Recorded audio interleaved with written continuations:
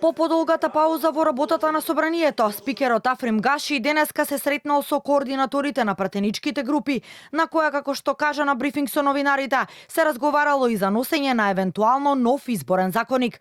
Ако нема ваков предлог, тогаш ќе се бара консензус за сегашните измени, со кои меѓу другото требаше да се регулира и прагот за собирање потписи за независните листи.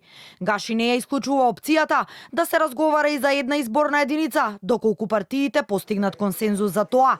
Од ДУИ начелно, како што кажа, сега биле подготвени да разговараат за ова прашање. На координацијата разговаравме дали да се донесе нов изборен законник или да се изгласаат измените кои што сега се во собраниска процедура. Мора да се најде начин со консензус да биде изменет. Имаше разбирање од сите партии да седнат и да разговараат. Нов изборен законник е потребен меѓу другото и поради финансирањето на партиите. Тоа беше проблем, бидејќи сегашните одредби не соодветствуваат со реалноста. Не е исклучено да се зборува и за промена на изборниот систем. Например, Македонија да биде една изборна единица. За измените на кривичниот законник се уште нема предлог од владата, кажа Гаши, од каде вели треба да стигнат и законите од реформската агенда.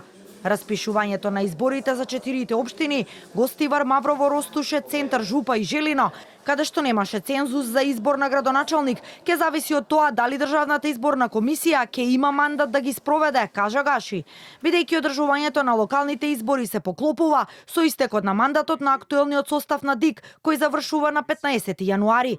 Гаши ова прашање, како и она за конечните резултати, ќе го решава по разговори со членовите на Државната изборна комисија деновиве. На 11 или на 18 ноември ќе се одржи првата седница по подолгата пауза, која ќе почне со опозициски пратенички прашања. Предлог буџетот стигнал вчера во собранието.